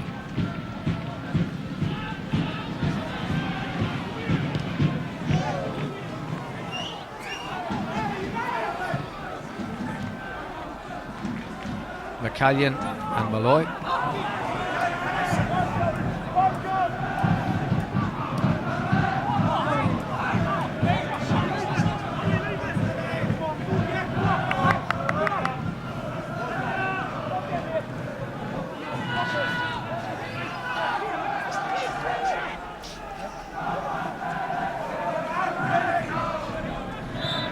Little nudge. Free kick to Derry. Taken by McChrystal. Morrow. It's Ryan. Oh, dispossessed. McGlynn with a shot, but straight at Brush, able to take it with nonchalant ease. Right to have a shot, but Kieran Martin had made a run outside him, and as Holmes had been brought in, he had a free little chance to put it wide to Kieran Martin, and he didn't. But, you know, worth a strike, but maybe the wrong option that time. Bocco against the full-back Ger O'Brien, and the free kick is given against the Benin striker. Get back with your hands up.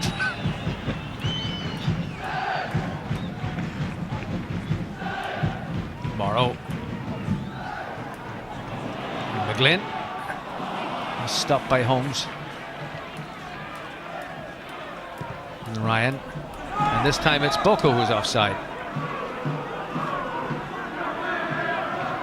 And that is so frustrating, George, because he's looking all the way across the pitch and he's seen the whole defensive line, so he should be caught offside from there. It was Piers. Forward again by O'Brien. And it's McGlynn. McGlynn.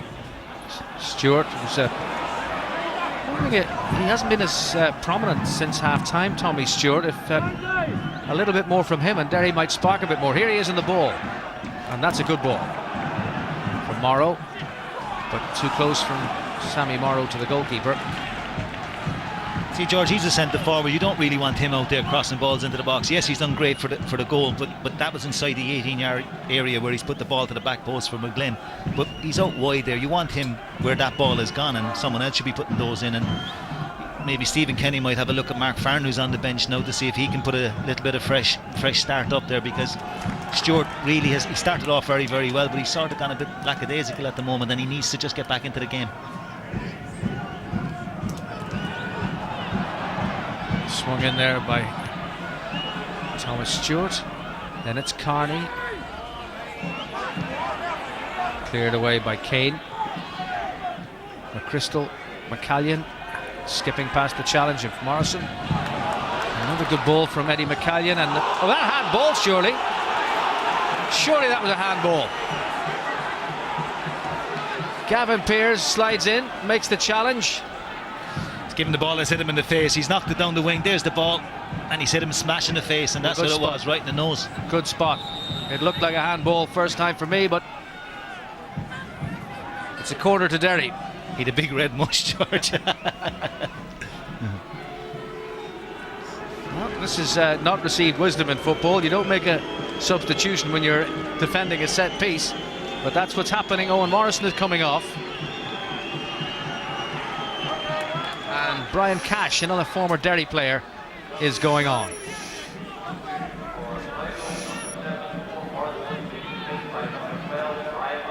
And now Derry City's fourth corner of the second half, their 8th of the game.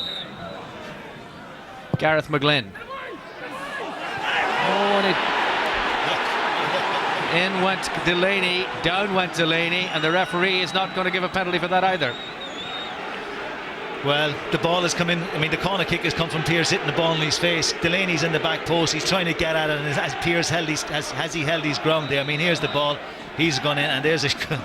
I mean, he's shoved him off. He's going for the ball, and he's been totally shoved. There you go. I mean, there's shove again. There's a great show for a penalty there. Change for Derry City. Kieran Martin comes off, and on in his place goes Mark Farren. Yeah, it was something that we started talking about, that he's taking them off. So, you know, Farren has gone up straight up front. It looks like Thomas Stewart is making his way outside right, or playing the right hand side of the front four. And it looks like they're on to a 3 at the moment, 4-3-3. Farren, who's already been among the goals this season, he opened his account in the opening day against Drogheda United, which was the winning goal.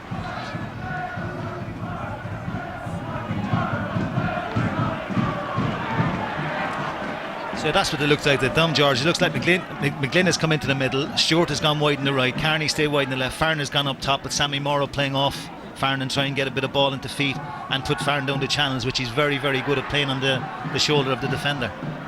That is Boko for Sligo. And then it was Sean Doherty before it ends up going right back into the back four, where it's put out of play by Danny Ventry.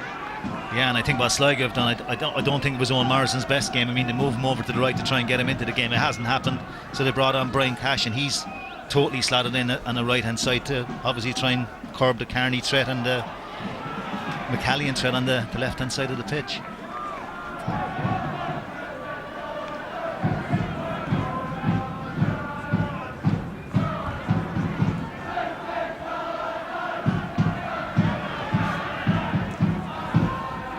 Sean Holmes with the throw.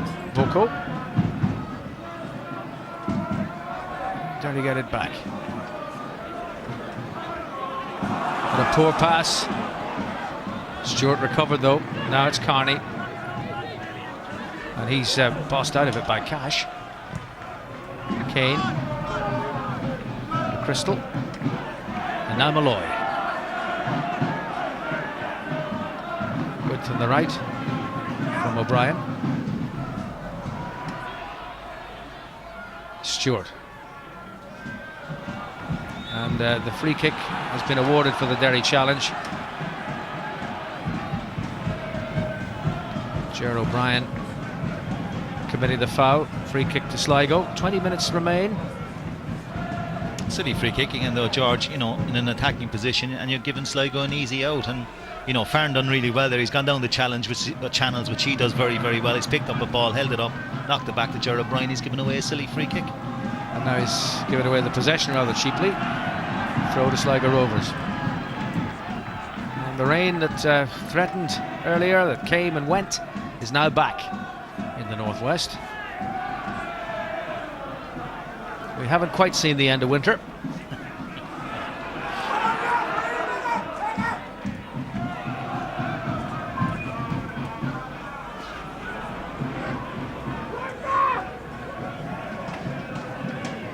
Kane. Well played, well kept in by Cash. Just dispossessed by McCallion. Oh, dangerous little pass in there though. They're living dangerously. McGlynn back to O'Brien and then right down the middle, and no free kick awarded there. Farron went down. The referee shook his head. Yeah, he's having a look. It might just be a little tangle of legs. I mean, there's Mark Farron. He's having a look, and that's nothing there. I mean, it's not a free kick because no intention whatsoever.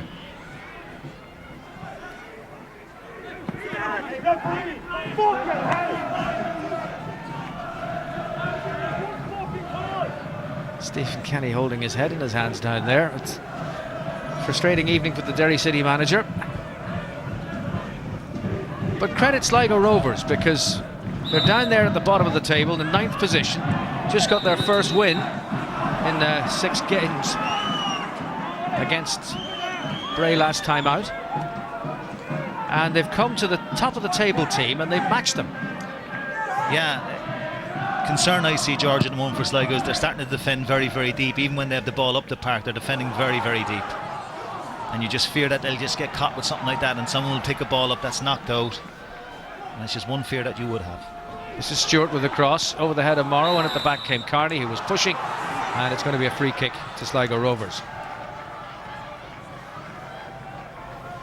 You were Paul Cook and you're looking at 73 minutes and you're still at 1-1. It's not a bad situation to be in.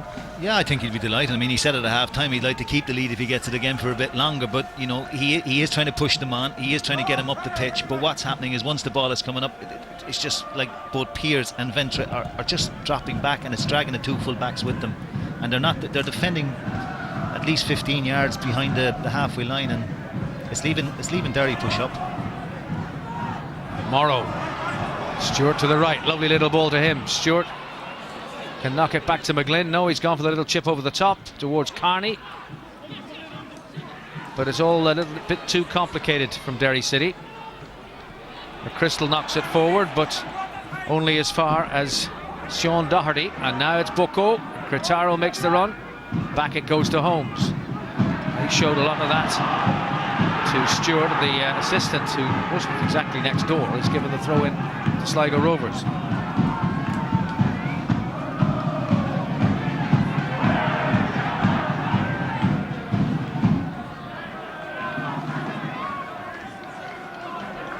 Malloy, Carney, Cash did well there. He's been very bright since he's come on. Brian Cash, formerly with Derry City.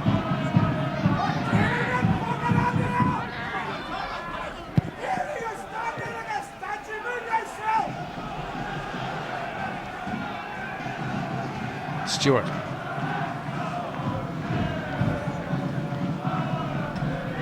McCallion. Now Carney. Derry have got men forward, but Sligo have got a lot of men back. Carney sweeping it in. Cleared away, but only as far as a red and white shirt. This one's filled by McGlynn. Farron, Morrow, and now Stewart. Carney.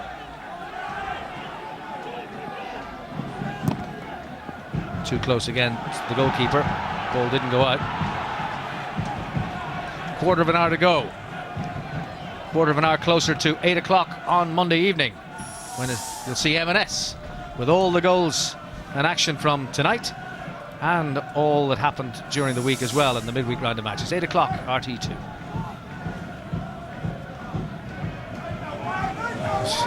Calm head from Gerard Doherty. All the way across to O'Brien.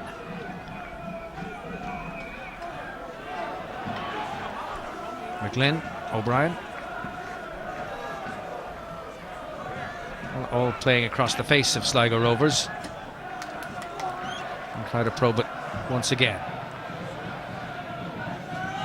And the cross dealt with by Alan Kane.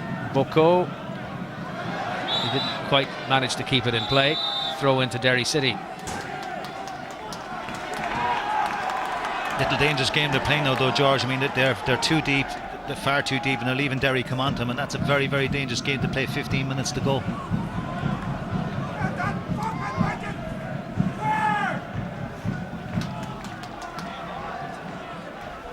Here's McGlynn. Just didn't dip sufficiently. Kenny has the pace. I mean, the ball has been knocked into him. He hasn't been picked up. He's turned. He's had a look at a free shot at goal. Again, 18, 20 yards out, and no one's picked him up. No one's challenged him. There is a little gap now between the back four of Sligo and the midfield of Sligo, and if someone comes in, they can pick it up.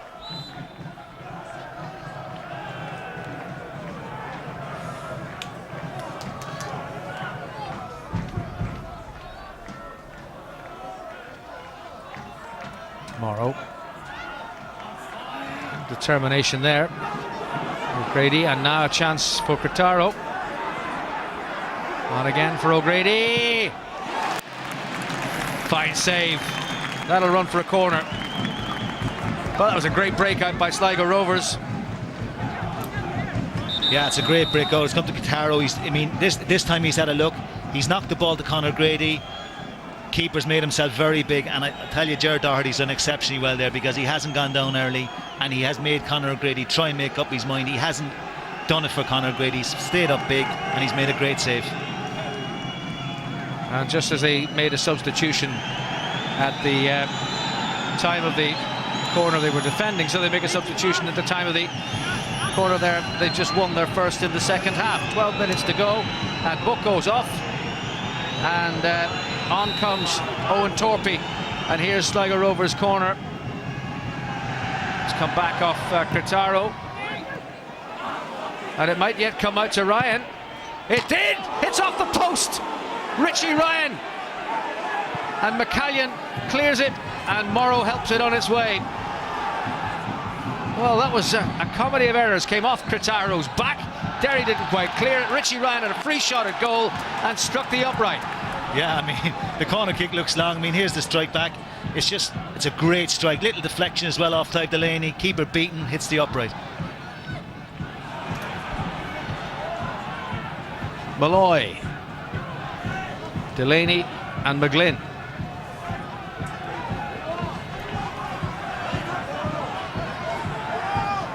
What a winner that would have been had it been one. But the post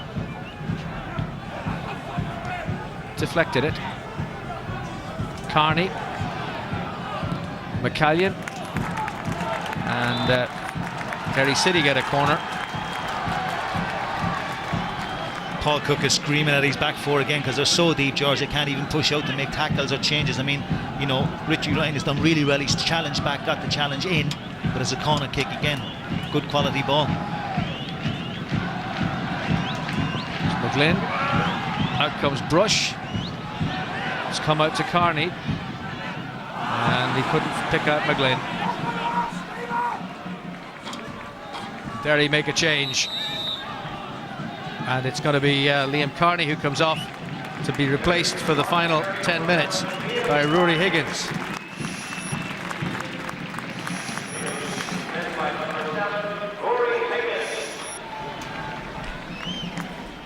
Again, what they look at, I mean, I think like Rory Higgins will sit in there. I mean, we see what he can do. He works an awful lot of good balls in there. It looks like McGlynn has gone back out to the right again now. Thomas Short has now gone to the left, and Higgins and Malloy, so that'll leave Martin get up. Sligo's final change sees Paul McTiernan introduced for Sean Doherty.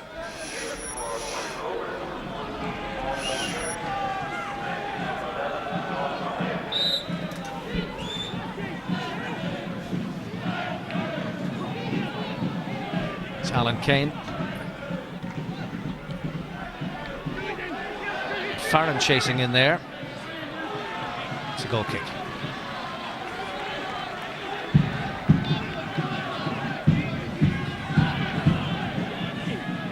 Well, Sligo had another great opportunity when Derry didn't clear their corner. And Ryan got a great smack on it, but it deflected off Delaney. I was to say that Doherty wouldn't have saved it had it taken its intended course. But the little deflection off Clive Delaney took it onto the upright. McChrystal, Malloy.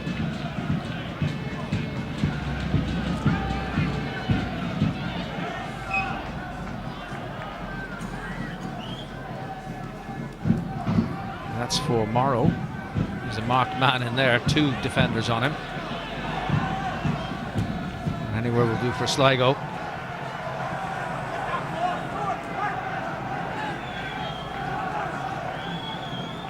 Well, he needs a win to keep the pressure on Bows at the top of the table. At Drogheda, though, it's still 0-0 against Galway United. Here we've 2 goals, 1 apiece, in a fixture that in its last 9 incarnations has produced 5 draws.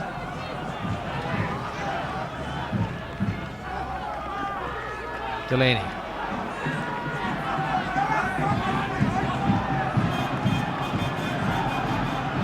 O'Brien.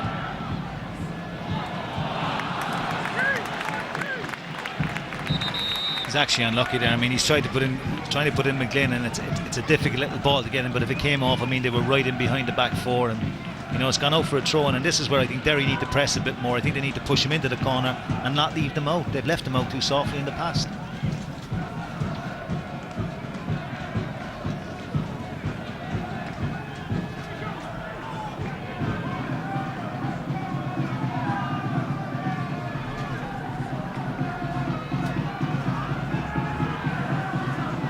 Derry start from the back once again.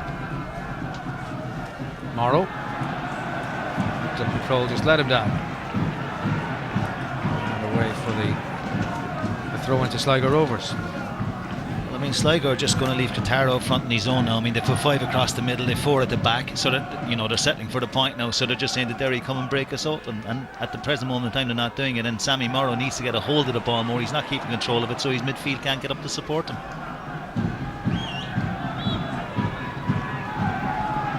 Well, a bit of urgency seen in the taking of that throw-in. Delaney striding forward. Farron for McCallion. Now Stewart.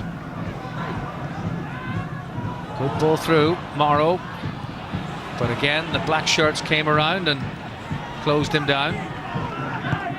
Delaney. Stewart wins the free kick.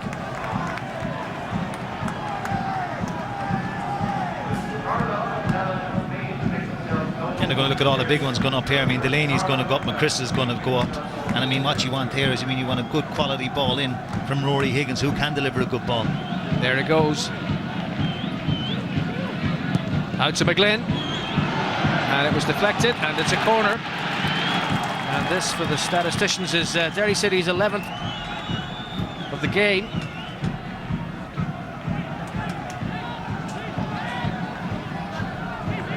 Tells its own story in terms of the pressure they've been exerting, but they haven't really managed to create the chances since half-time. There's the corner. And it's off the captain O'Grady and tipped over by Brush. Good save, George, because that's going to the sort of lower end as well. So I mean, it's a great little corner kick in. O'Grady's got a little shoulder on it. There it is. I think it's going over anyway, but he's made sure, and he's got a good hand on that to tip it over off the back of his shoulder. I'd say it would have probably hit the bar and dropped down, but made sure. So another one for Derry, headed away by McTiernan. Ryan send it out of play.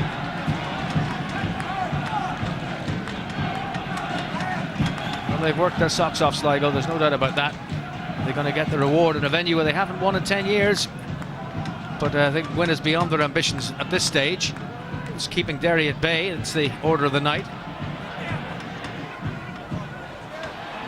O'Brien.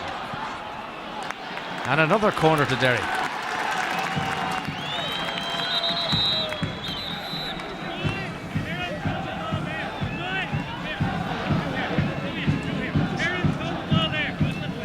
Damien Hancock just finding it necessary to have a word with Sammy Morrow and Danny Ventre.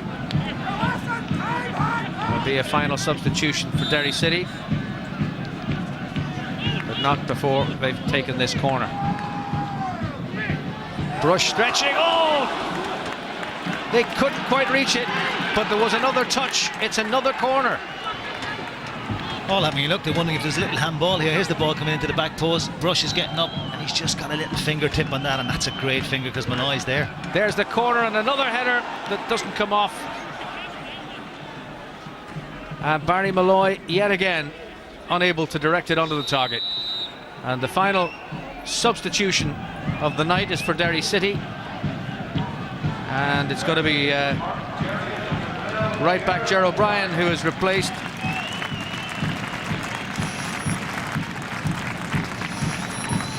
James McLean goes on.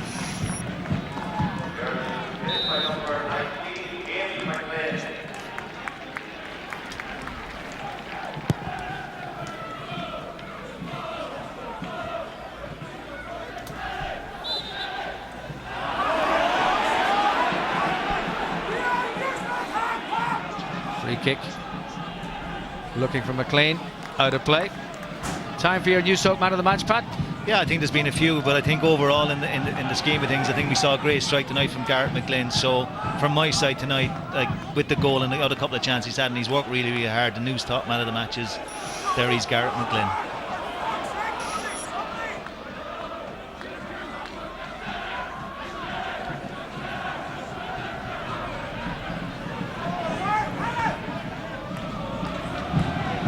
McCallion moved to right back. It's the introduction of McLean.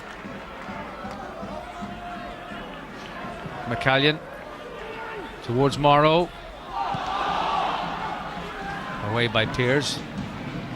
Delaney finding Mark McChrystal. Minute and a half of the regulation time to go. McChrystal. Firm header away by O'Grady. Back again by Delaney. Oh, chance here. Cretaro got the bounce there. It's Cretaro against the keeper. Cretaro, yes! And Rafa Cretaro makes it 4 goals in 3 games, and that surely sees Sligo Rovers into orbit. What a goal! You always fancied when he got the possession in the centre circle that he was odds on to score. He's in such form. 4 goals in 3 games now. Again, it's a poor clearance by Clive Delaney. I mean, it's been picked up by Owen Topi. He's come on. You know, Cretaro, we know the boy can finish. You know, he's done really well. He's kept his calm. He's been very, very cool. He's kept the head up, you know, and he's just slid it in. And George, he's had loads of time running up there to think about where he's going to put this. And you've got to give full credit to the lad to do that at this time of the game. He has worked his socks off, and it's a great goal to finish. But it's a poor clearance by Clive Delaney that's been closed down, and it's opened up the whole league. Well, we're having a great start to this season's League of Ireland. Bohemians, the double winners, lost to Cork last week, and now in the final minute here at the Brandywell, the current league leaders are behind. And Sligo Rovers, with a sizable injury list and a record, well, they're 4 minutes they got to see through now, a record in this stadium that hasn't seen them win since the turn of the century, are now on the brink of scoring a famous victory and shaking things up at the top of the table. Yeah, but at the moment, George, Derry have only themselves to blame. I mean, they had lion's share of the possession. You know, they have created chances, they haven't taken them. In the second half, they've totally slacked off the pace of the game. They haven't brought the ball wide to both wingers. You know, they've put balls, they've had half chances in the box, and, you know, just took the foot off the pedal, really. And Qatar had a great little chance, and he's taken it. It's remarkable, isn't it? He just can't stop scoring. He came into this having scored 3 in his last 2. Has Sligo turned the corner with their first victory? And is it going to be 2 wins out of 2 now? Quite astonishing. Derry City staring at their first defeat of this new season.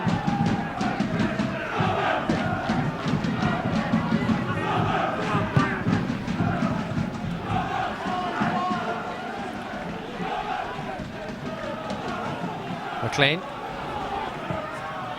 hoisted in invitingly, and Brush has to make the save.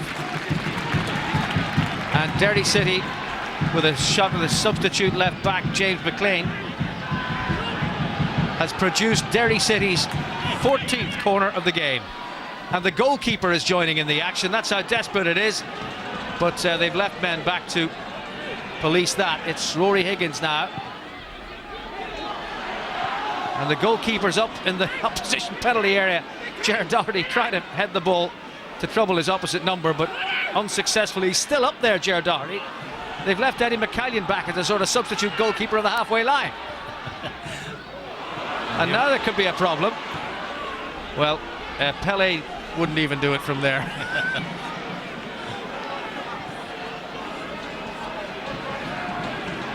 Win for Galway United at Drogheda. Declan Edwards has given Galway United the victory. Drogheda 0, Galway 1, the final score. The goalkeeper Gerard Doherty has damaged something in his excursion to the other end of the pitch.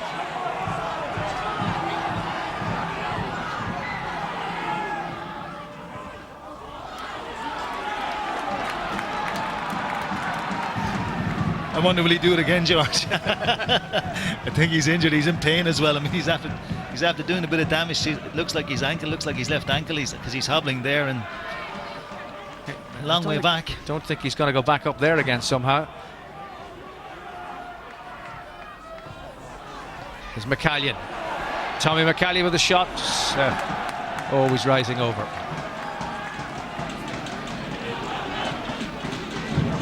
Into the final minute of additional time. Was that the last throw of the dice for Derry City? Yeah,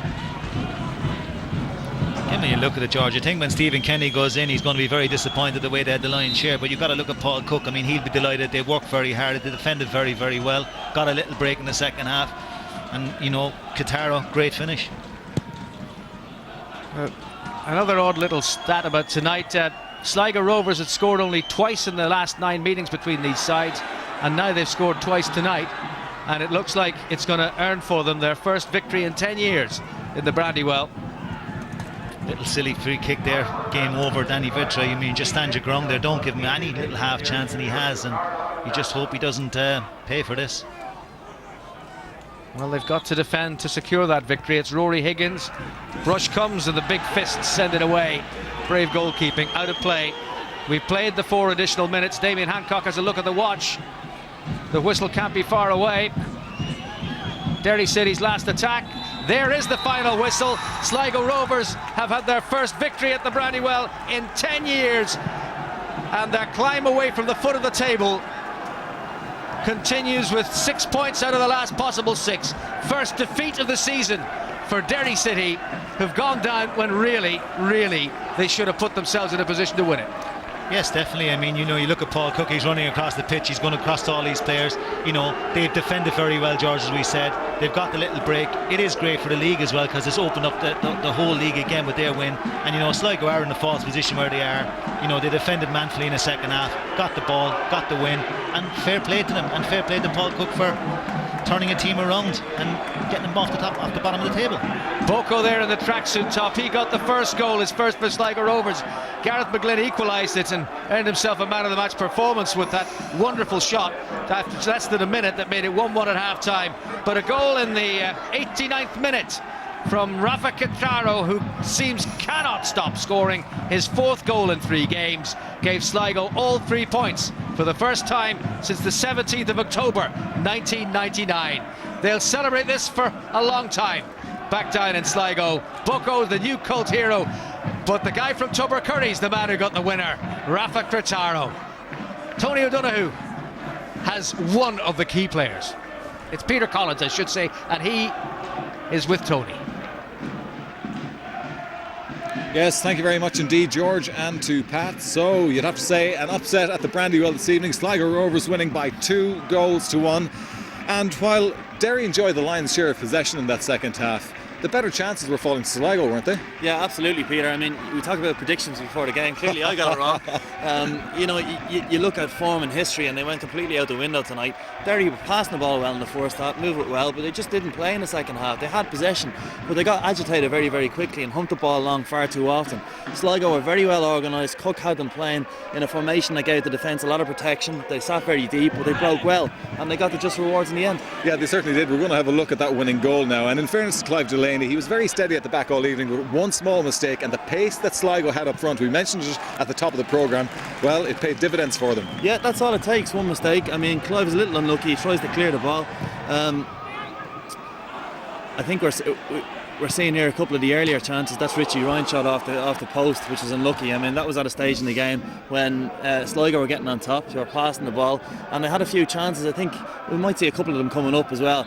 You talked about the mistakes. I think Rotaro and Bocco were playing just off the shoulder all night long. You know, I think Pat was getting a little bit agitated as well with the two front men, being a former front man himself, that they were venturing offside a little bit too often.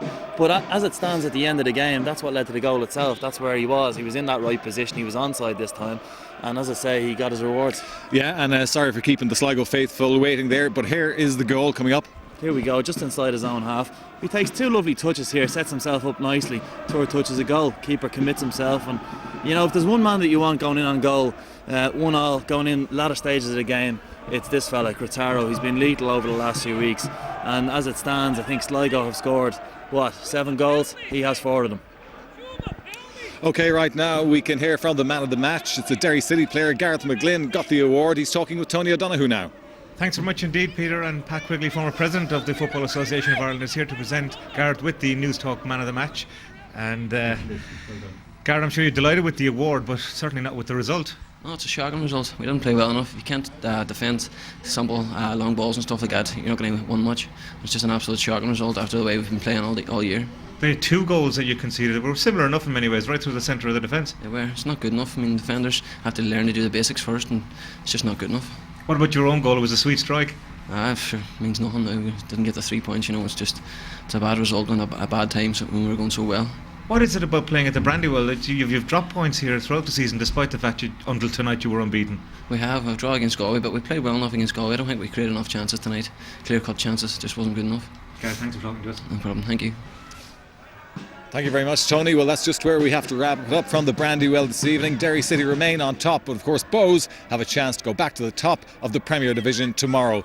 Well, that's just about it from us. We hope you enjoyed our coverage of Derry City against Sligo Rovers. Rovers going home with the 3 points. From all of us here, have a very good Friday. Bye for now.